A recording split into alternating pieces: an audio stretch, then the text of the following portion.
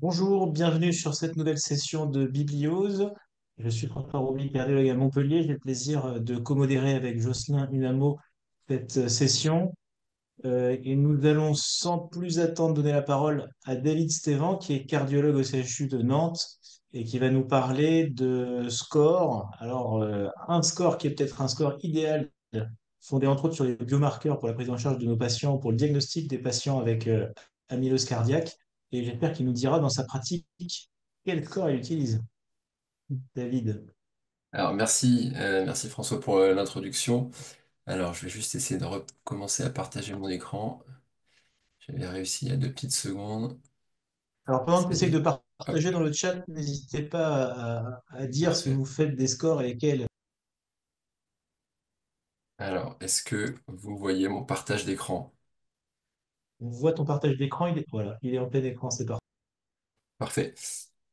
Donc effectivement, j'ai choisi de vous parler d'un article qui a été publié dans l'European Journal of Heart Failure en 2024, qui s'intéresse à un score qui a été précédemment publié par la Mayo Clinic, qui s'intitule le Mayo ATTR cardiaque myopathie, et qui a en fait évalué la performance de diagnostic de ce score par rapport à d'autres scores précédemment publiés. Et on va effectivement essayer de voir s'il y a une place pour ces scores prédictifs dans l'algorithme, la prise en charge diagnostique de l'amylose ATTR. Alors, voilà, je n'ai pas de lien d'intérêt en lien avec la présentation.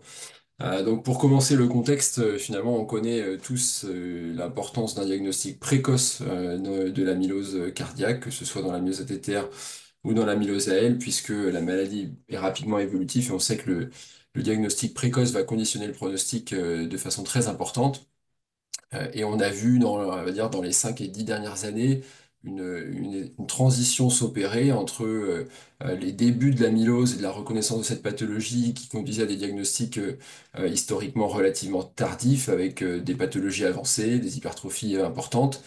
Et puis évidemment, le temps avance, on en parle de plus en plus, on sait de mieux en mieux évoquer en tout cas le diagnostic d'amylose et finalement, on arrive à se poser la question parfois presque trop souvent ou trop tôt, ce qui fait que on a évidemment une rentabilité de nos diagnostics, enfin notamment des scintigraphies diphosphonates qui va baisser puisqu'on va évoquer beaucoup plus la pathologie et donc évidemment notre taux de positivité des scintilles va baisser. Pour rappel, on estime que la prévalence dans l'insuffisance cardiaque à fraction d'éjection préservée tout venant de l'amylose est aux alentours de 10% selon les séries et également assez proche de 10% dans les patients qui sont référés pour un TAVI.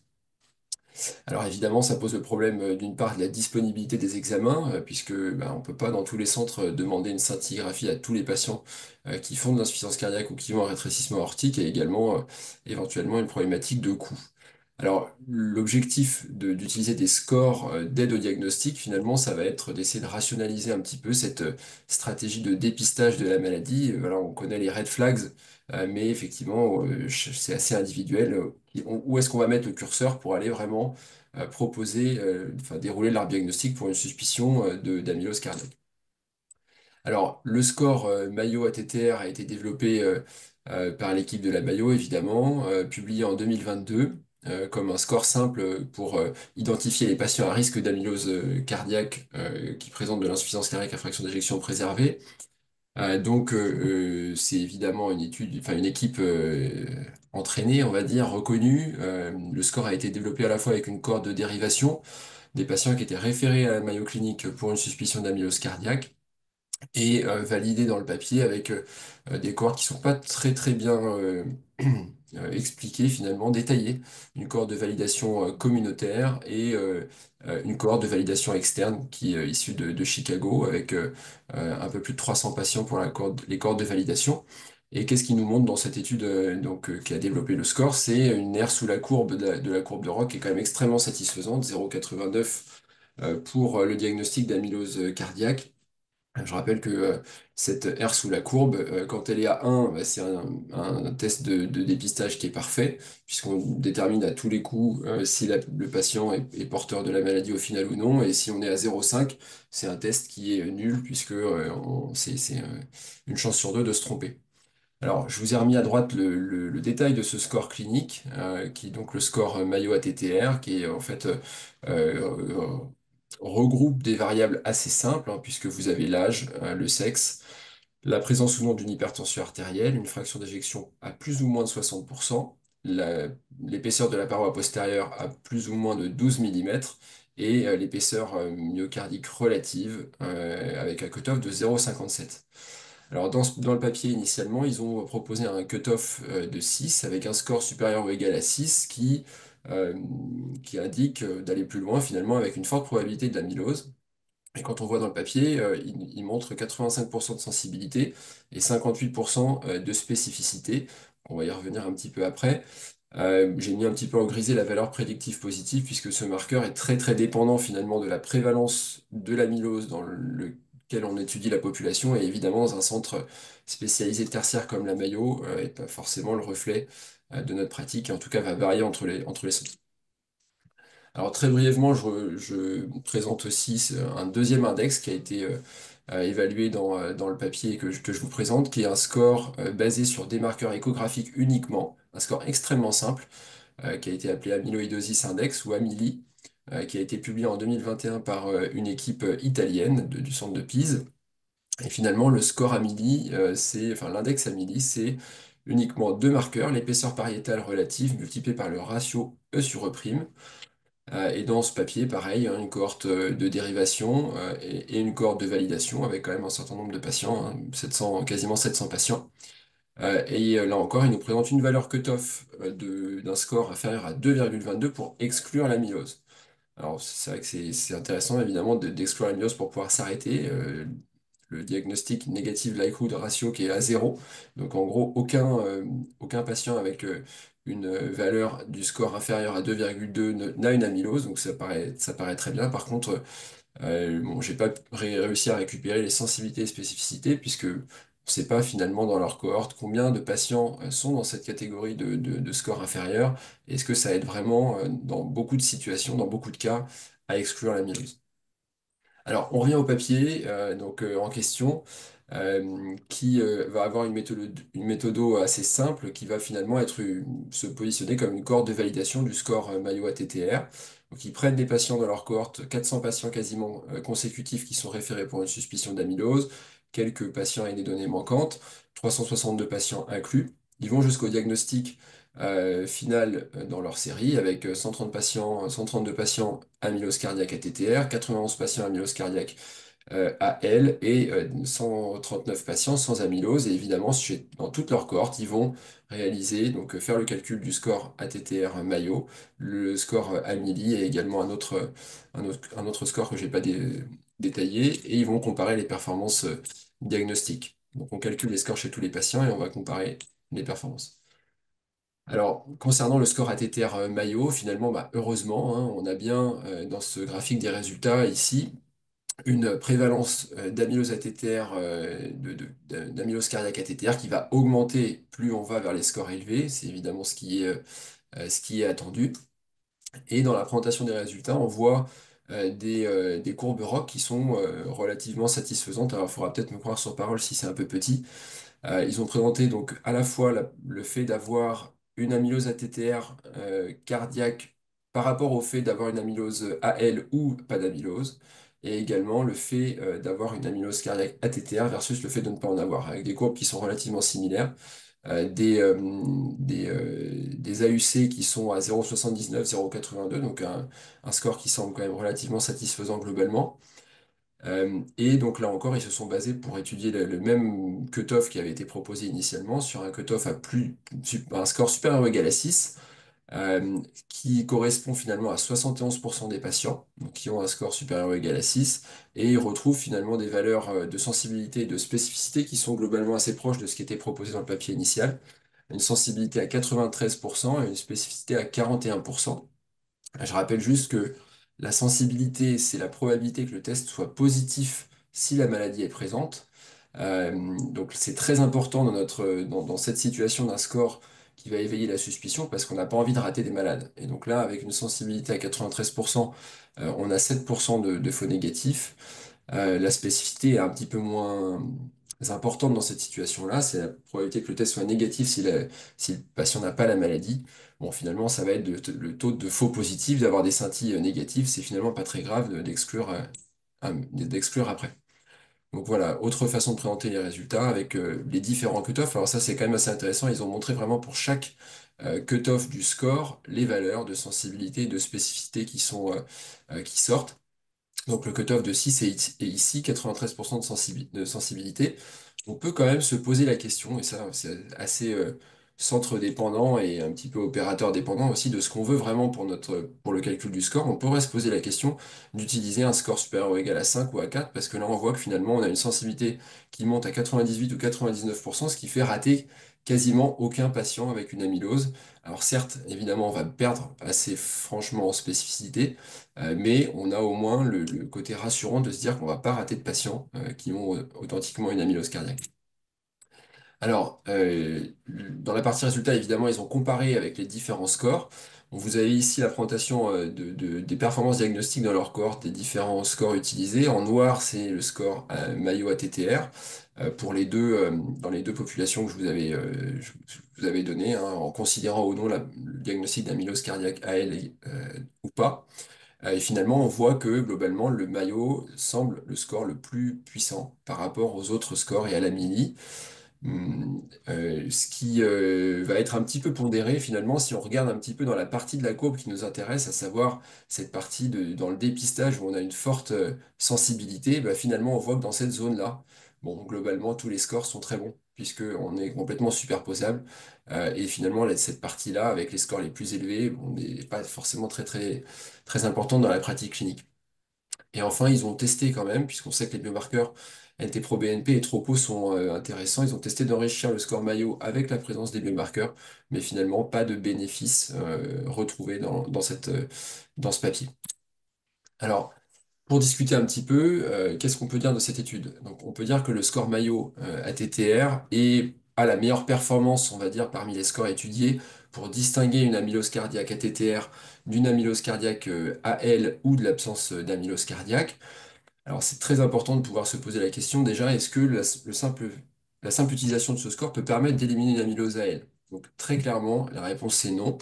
Et c'est bien dommage, mais en tout cas, quand on regarde ici la répartition du score, que ce soit inférieur à 3, entre 4 et 5, ou supérieur ou égal à 6, on voit qu'on a une très bonne discrimination pour l'amylose cardiaque ATTR, mais que dans l'amylose cardiaque AL, au final, on a 22% de patients, par exemple, enfin même 44% de patients qui ont un score inférieur à 6 avec une amylose AL. Donc, on ne peut pas du tout exclure l'amylose AL avec ces scores.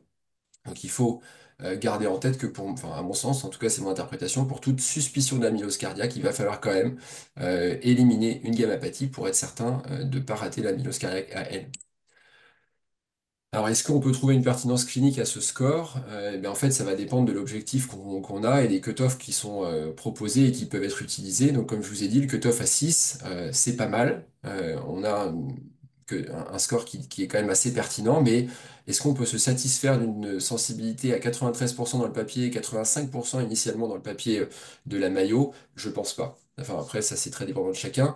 En gros, on n'a pas envie de dire on arrête les explorations avec jusqu'à 15% de faux négatifs, c'est-à-dire de patients qui vont ne pas être explorés alors qu'ils avaient une amylose cardiaque.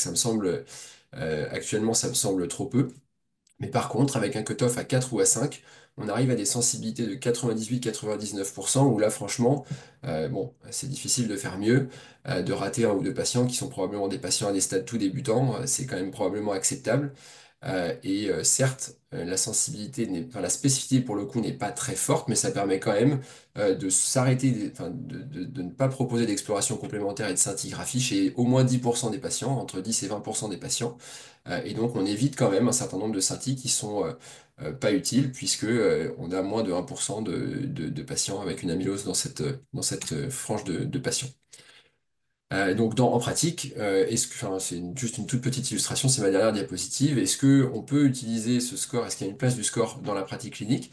Je pense que oui. Alors aucun intérêt quand la suspicion est modérée ou forte, puisque admettons on a ce patient de 85 ans avec une hypertrophie à 14 mm, un microvoltage, vous avez la troponite, vous avez un canal carpien. Très clairement, il n'y a pas besoin de se prendre la tête à calculer le score. Vous allez bien sûr proposer le dépistage complet avec la scintille et la recherche de gamma-pathie.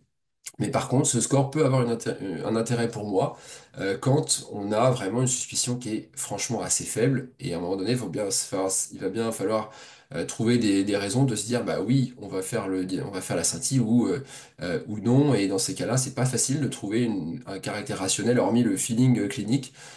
Qui est très individuel, de se dire est-ce que oui je fais des scintilles à tout va et j'ai 3% de positivité, ou est-ce que je suis un peu plus raisonnable au risque de rater des patients.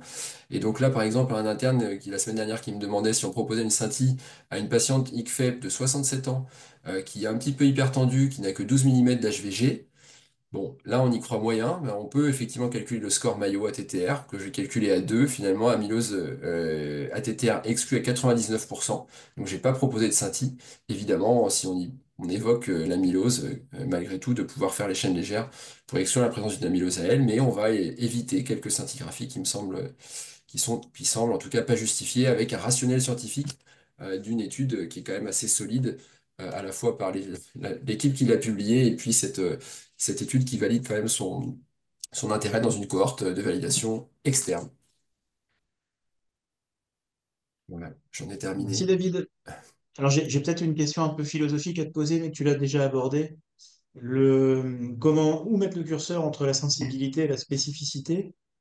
C'est vrai que ces scores étaient particulièrement intéressants quand on avait du mal à y penser. Et puis maintenant qu'on y pense beaucoup, qu'on y pense peut-être même trop, hein, le dernier exemple est intéressant. Évidemment, là, on veut quand même pas trop perdre en spécificité, parce que sinon, comme tu l'as dit, on va faire beaucoup de bilans pour rien. Et j'aurais tendance à rappeler qu'un peu de bon sens clinique, comme tu l'as fait avec un électro et l'écho, déjà, permet de faire la première étape sans forcément recourir à ce score. Alors, je sais pas si mes collègues en font, moi j'en fais jamais de score, ou quasiment jamais, mais peut-être qu'on va s'y mettre. Jocelyn, t'en fais? Non, moi honnêtement, je me repose beaucoup sur l'évaluation rapide des signaux d'alerte. Et ça, voilà. Sinon, non, je ne fais pas de score en pratique. Et pendant qu'on y est, David, tu as parlé de biomarqueurs là, en disant qu'il n'y avait pas d'enrichissement particulier du score. Qu'est-ce qu'ils ont fait comme biomarqueurs? Alors, c'était principalement la tropo, hein. C'est le marqueur qui a le plus de validité, on va dire, quand les tropos sont négatifs. C'est vrai que ça exclut quand même très bien la présence d'une amylose. Mais j'ai plus en tête le détail. J'avoue que je l'ai pas répertorié. Vu que c'était nec, j'ai pas été creusé. Mais Non. la D'accord. tropo, c'est sûr. Je sais pas s'ils ont étudié le BNP aussi. Mais Mhm. c'est des marqueurs qui ont Ok. des bonnes sensibilités, mais là encore, qui n'ont pas des spécificités très, très importantes, mais qui peuvent servir dans certains cas, qui ont été en tout cas montrés comme pouvant avoir une bonne valeur d'exclusion, une bonne valeur prédictive négative quand ils sont bas, et les cutoffs de mémoire sont pas très élevés. Je crois que c'est 14 ou 18, inférieur aux 14 et 18. Ouais, après, j'ai été assez. En fait, quand tu parles d'un score de 6, en fait, on y arrive très rapidement. Un patient de homme mâle, plus de 80 ans, ben, on a déjà 6. Pour peu qu'il soit pas hyper tendu, on y est, quoi. Oui, Ça monte très vite, ouais. oui, oui, oui. Et alors, effectivement, alors si je me remets juste là, dans cette situation, alors c'est vrai qu'on a l'impression que c'est vraiment une grande partie des patients. Alors, ils le disent bien, c'est 70% de leurs patients, hein. Ouais, c'est ça, C'est ouais. 70% de leurs patients, mais avec quand même pour le coup une spécificité de 41%. C'est-à-dire qu'il y a 41% des patients qui vont avoir une amylose parmi ces patients avec un score supérieur ou égal à 6. Ouais. Là encore, ça dépend aussi un petit peu de la position dans laquelle on se place. Si on est référé avec des patients qui ont déjà eu un premier tri, avec aussi une évaluation assez fine des critères additionnels qui vont augmenter notre suspicion, parce qu'on voit bien que dans ce score, de façon assez surprenante, il n'y a pas le canal carpien qui rentre en compte. Alors que c'est vrai que, bon, intuitivement, on sait bien que quand on pense à l'amylose et qu'on a le canal carpien bilatéral entre 5 et 10 ans avant, bah, on est content, on a beaucoup plus de chances de tomber dessus.